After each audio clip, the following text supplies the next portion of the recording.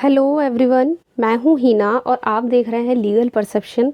आज की वीडियो में हम हिंदू सक्सेशन एक्ट के एक बेहद इम्पॉर्टेंट कॉन्सेप्ट को डिस्कस करेंगे जो हमें बताता है कि डॉटर का क्या राइट है को पार्सनरी प्रॉपर्टी में।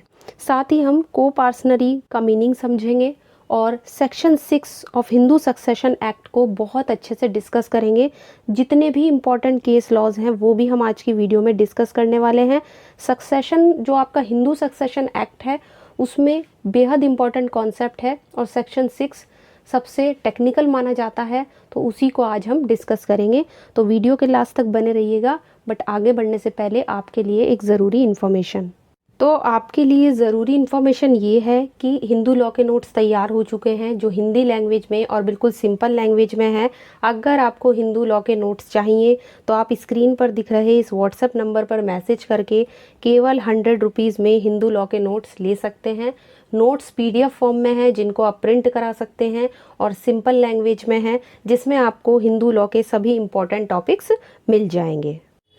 इस कॉन्सेप्ट को अच्छे से समझने से पहले ये समझिए कि जो आपका हिंदू सक्सेशन एक्ट है उसमें दो ही तरह की प्रॉपर्टी की बात की गई है। एक है आपकी self acquired property. Self acquired का मतलब जो स्वयं अर्जित संपत्ति होती है, जो व्यक्ति खुद अपनी मेहनत से अपने काम से जो भी कुछ वो कमाता है उसको बोलते हैं सेल्फ एक्वायर्ड प्रॉपर्टी, जो उसने खुद एक्वायर किया है, जो उसे उसके पूर्वजों से नहीं मिली, उसके एंसेस्टर से नहीं मिली, तो वो हो गई आपकी सेल्फ एक्वायर्ड प्रॉपर्टी।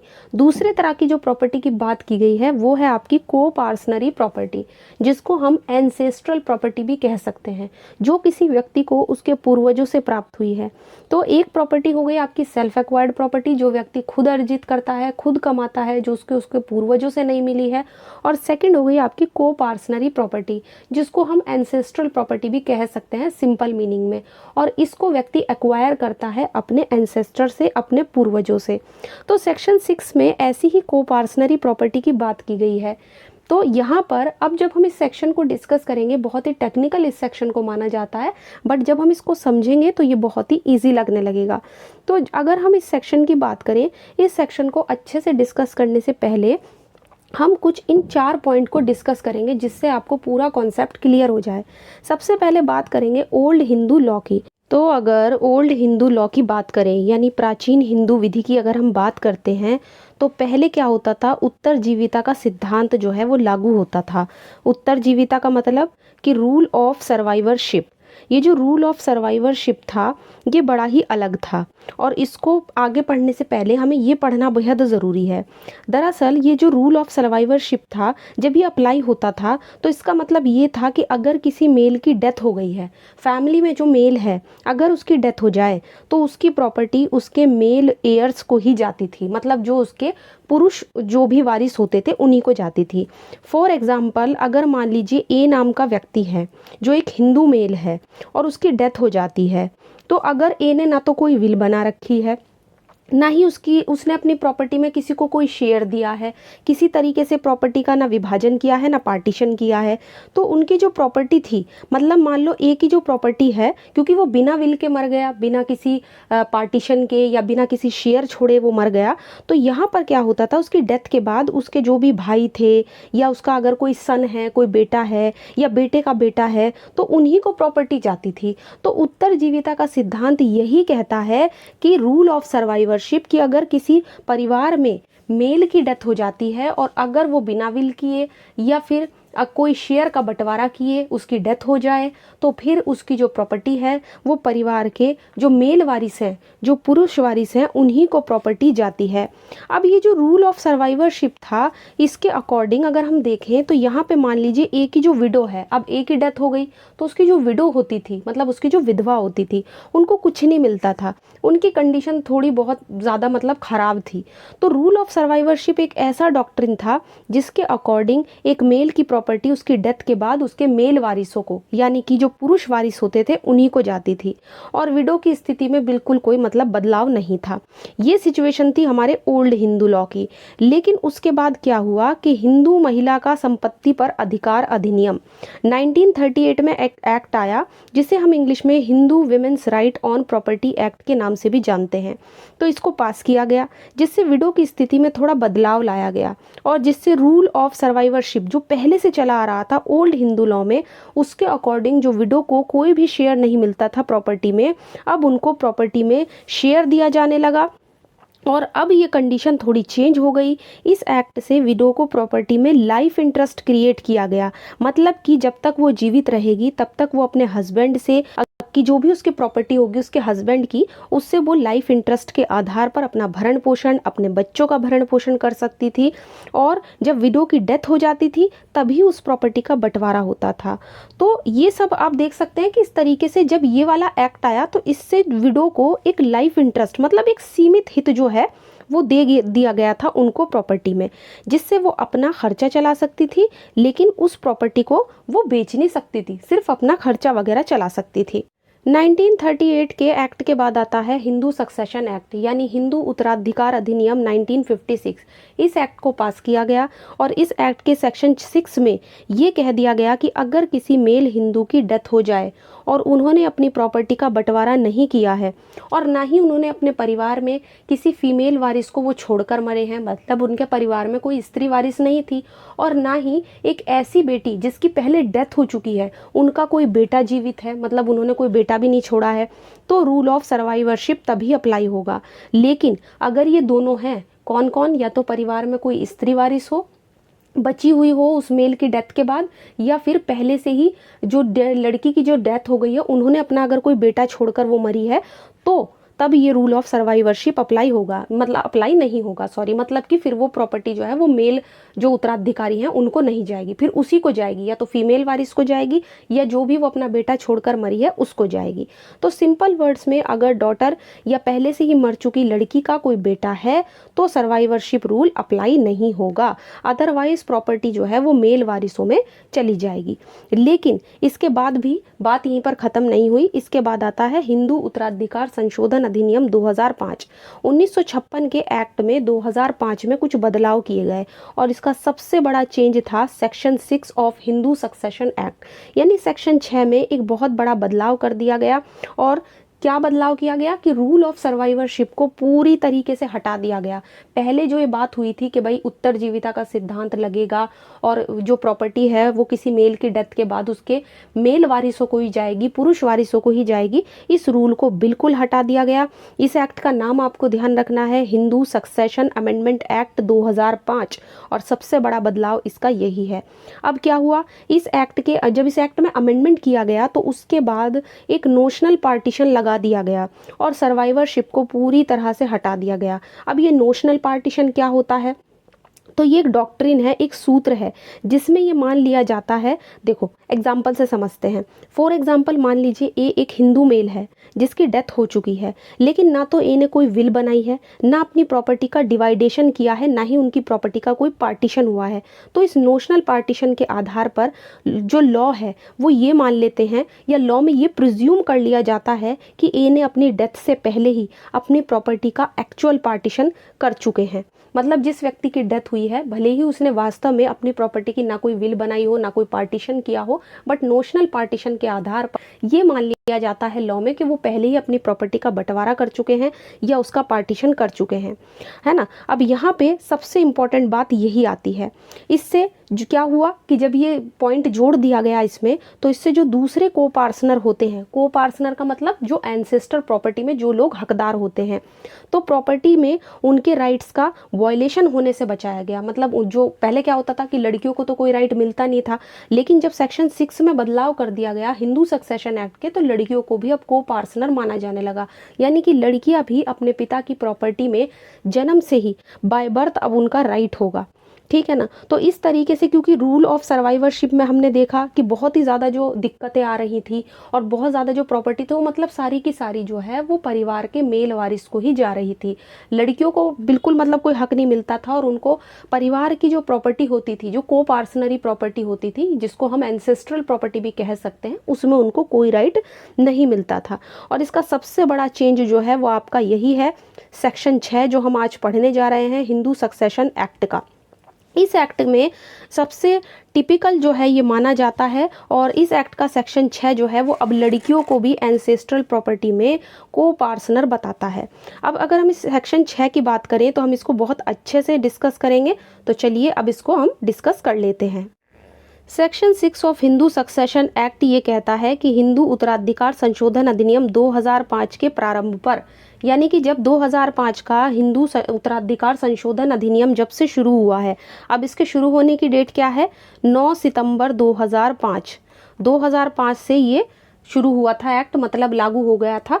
और इसकी शुरुआत पर जो मिताक्षरा विधि से शासित जो भी हिंदू जॉइंट फैमिली होगी, उस हिंदू जॉइंट फैमिली में जो बेटी होगी उसका जन्म से अपने परिवार में वही सारे राइट होंगे जो जैसे कि बेटे का होता है, मतलब वो उसी तरह से प्रॉपर्टी में को पार्सनर होगी जैसे कि बेटा होता है। दूसरा, प्रॉपर्टी में उसके वही सारे राइट होंगे और वही ऐसे उनको धारण करेगी जैसे बेटा धारण करता है। तीसरा पॉइंट ये है कि को पार्सनरी प्रॉपर्टी के संबंध में उसके भी वही लाइबिलिटी, उसके भी वही दायित्व होंगे जो एक बेटे के होते हैं। तो सिंपली अगर हम इस सेक्शन को समझें तो इसमें बिल्कुल एक बात बिल्कुल क्लियर कर दी गई है कि जैसे पहले बेटों को राइट मिलता था को पार्सनरी प्रॉपर्टी में, अब वही राइट बेटियों को भी मिलता है।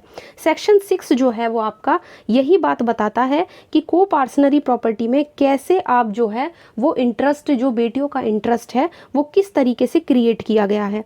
इस सेक्शन को पढ़ने से आप ये समझ सकते हैं कि किस तरीके से बेटियों को भी जो है को पार्सनर बना दिया गया है। अब क्योंकि जो बेटियां हैं वो अपने फादर की प्रॉपर्टी में बाय बर्थ उनका ये राइट होगा, और कोई भी डॉटर जो है वो अपने फादर की प्रॉपर्टी में बाय बर्थ उसको राइट दे दिए गए हैं, अधिकार दे दिए गए हैं, इसलिए वो भी प्रॉपर्टी में पार्टीशन के लिए क्लेम कर सकती है, मतलब प्रॉपर्टी के विभाजन के लिए वो मुकदमा ला सकती है। और अब डॉटर को भी इक्वल राइट्स दे दिए गए हैं प्रॉपर्टी पर। लेकिन यहाँ पे सबसे ध्यान देने वाली बात ये है कि इसमें एक रेस्ट्रिक्शन भी लगाया गया है। रेस्ट्रिक्शन ये है कि प्रॉपर्टी का अगर मान लीजिए कोई भी विभाजन 20 दिसंबर 2004 से पहले हुआ था तो वो इससे प्रभावित नहीं होगा। यानी कि अगर 2004 से पहले 20 दिसंबर 2004 से पहले जो पार्टीशन हो चुके हैं प्रॉपर्टी के, उन पर डॉटर उस प्रॉपर्टी के पार्टीशन को रीओपन नहीं करा सकती। मतलब इस डेट से पहले जितने भी विभाजन हो चुके हैं अगर प्रॉपर्टी के, तो उसको वो दोबारा नहीं खुलवा सकती। अगर ऐसा पार्टीशन मान लीजिए किसी रजिस्टर्ड इंस्ट्रूमेंट से हुआ है या कोर्ट की डिक्री से हुआ है तो वो ऐसा नहीं कर सकती। बस यही एक रेस्ट्रिक्शन है, जब वो पार्टीशन का क्लेम नहीं कर सकती, अदरवाइज उसे भी प्रॉपर्टी पर बाय बर्थ राइट मिले हुए हैं। अब इसी पॉइंट को लेकर कई सारे जो हैं वो विवाद यानी कि डिस्प्यूट भी हुए हैं, या कई सारी चीज़ें जो हैं वो कोर्ट के सामने आई हैं। यहाँ पर जो डेट है आपकी 9 सितंबर 2005। अब ये जो डेट है, अब किसी लड़की का जन्म अगर मान लीजिए इस डेट से पहले हुआ तो क्या उसको भी अपने फादर की को पार्सनरी प्रॉपर्टी में क्या उसको भी को पार्सनर माना जाएगा? तो इस संबंध में हम 4 इंपॉर्टेंट केस लॉज डिस्कस करेंगे जो बड़े लैंडमार्क केस लॉज हैं और बड़े काम के आने वाले केस हैं। तो सबसे पहला केस हमारे सामने आता है प्रकाश वर्सेस फूलवती। ये 2016 का था।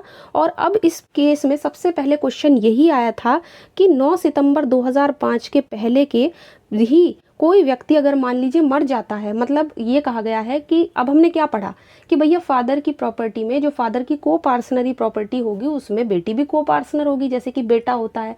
लेकिन अब इसमें क्वेश्चन ये था कि अगर मान लीजिए जो लड़की के फादर हैं उनकी डेट अगर 9 सितंबर 2005 से पहले हो गई, जबकि ये अमेंडमेंट नहीं हुआ था प्रारंभ, तो क्या तब भी बेटी को पार्टनर माना जाएगा प्रॉपर्टी में? तो इसके लिए इस केस में बिल्कुल सिंपली जो है इस केस में आंसर दिया कोर्ट ने। इनमें के जो कोर्ट था उन्होंने कहा कि भैया पिता की 9 सितंबर 2005 को के प्रारंभ पर जीवित होना बहुत ज़रूरी है। मतलब ये जो 9 सितंबर 2005 की डेट है, इस डेट पर जो फादर हैं उनका अलाइव होना, उनका जीवित होना ज़रूरी है, तभी बेटी को को पार्टनर माना जाएगा पिता की प्रॉपर्टी में।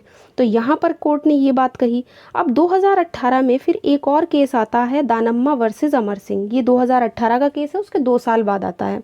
इस केस में जजमेंट ये आया कि जो जजमेंट प्रकाश वर्सेस फूलवती के केस में दिया गया था कि फादर जीवित होने चाहिए 9 सितंबर 2005 को, तभी बेटी को को पार्टनर माना जाएगा, इसको उलट दिया गया।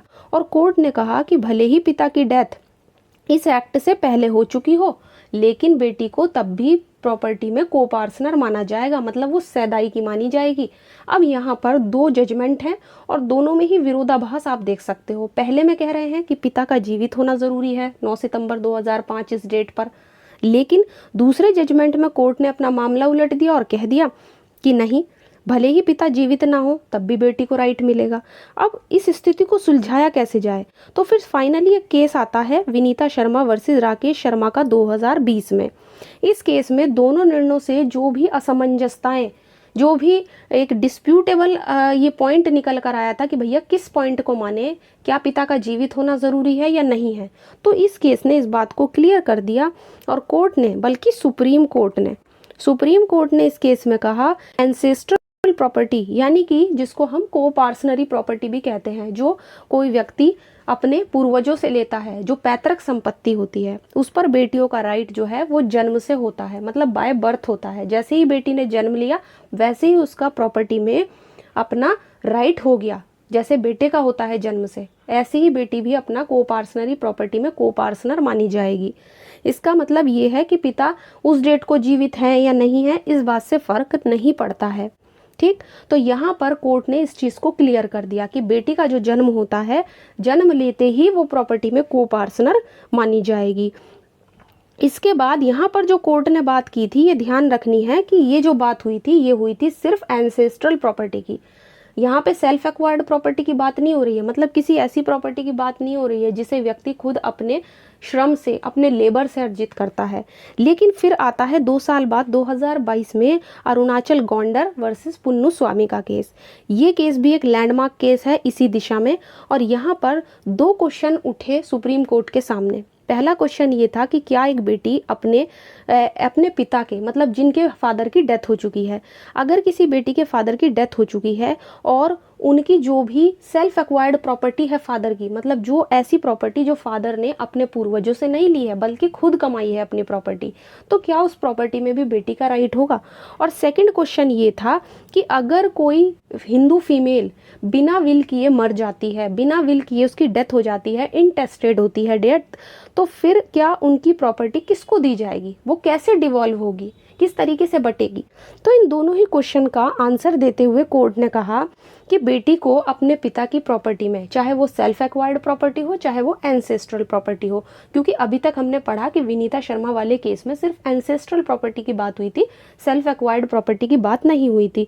तो इस केस में सुप्रीम कोर्ट ने कह दिया कि भैया जो बेटी का राइट होगा वो सेल्फ एक्वायर्ड प्रॉपर्टी पर भी होगा पिता का। और जो दूसरे क्वेश्चन का आंसर है कि अगर कोई महिला बिना वसीयत के मर जाती है तो उनकी प्रॉपर्टी कैसे डिवॉल्व होगी, तो कोर्ट ने कहा कि अगर कोई हिंदू फीमेल बिना विल किए मर जाती है तो उनकी जो प्रॉपर्टी होगी वो हिंदू सक्सेशन एक्ट के सेक्शन 15 के अकॉर्डिंग जो भी रूल्स दिए गए हैं, जो भी बातें कही गई हैं, उन्हीं के अकॉर्डिंग वो तय की जाएगी और डिवॉल्व होगी। तो इस तरीके से ये जो 4 इंपॉर्टेंट और लैंडमार्क केसेस हैं, ये आपके सेक्शन 6 को बिल्कुल क्लियर कर देते हैं। मुझे नहीं लगता इनमें आपको कोई डाउट रहा होगा। और अब स्थिति यही है कि लड़की भी बाय बर्थ अब लड़के की तरह से प्रॉपर्टी में को पार्टनर होगी। और यहाँ पे ध्यान देने वाली बात ये भी है कि यहाँ पे जो है वो मिताक्षरा विधि से शासित हिंदू जॉइंट फैमिली की बात हुई है। ठीक, तो को पार्टनरी प्रॉपर्टी का मतलब होता है आपकी एंसेस्ट्रल प्रॉपर्टी जो आप अपने पूर्वजों से लेते हैं, और को पार्टनर का मतलब वही व्यक्ति जो ऐसी प्रॉपर्टी के पार्टीशन का वाद ला सकता है और उसमें हिस्सेदार होता है। तो यहाँ पर आई होप इन चारों केस लॉ से आपको ये सेक्शन भी क्लियर हो गया होगा, किसी तरह का कोई डाउट नहीं रहा होगा। तो आई होप आज की वीडियो आपको पसंद आई होगी। वीडियो अगर पसंद आई है तो प्लीज़ इसको लाइक कर दीजिए, ज़्यादा से ज़्यादा शेयर कीजिए, और अगर नए हैं चैनल पे तो इसको सब्सक्राइब कर लीजिए। आने वाली वीडियोज़ में हिंदू सक्सेशन एक्ट के और भी जो टॉपिक्स हैं उनको डिस्कस करेंगे एक एक करके, तो चैनल पे जुड़े रहिएगा। इसके अलावा अगर आप हमें चाहें तो टेलीग्राम पे ज्वाइन कर सकते हैं, जहाँ पे आपको कई सारे ढेर सारे नोट्स और पीडीएफ मिल जाएंगे। और अगर आपको दूसरे अदर लॉज पढ़ने हैं तो आप डिस्क्रिप्शन में दिए गए प्लेलिस्ट के लिंक पर जाकर अदर लॉज भी पढ़ सकते हैं जो अभी तक हमने इस चैनल पे पढ़े हैं। तो आज की वीडियो में इतना ही, मिलते हैं नेक्स्ट वीडियो में।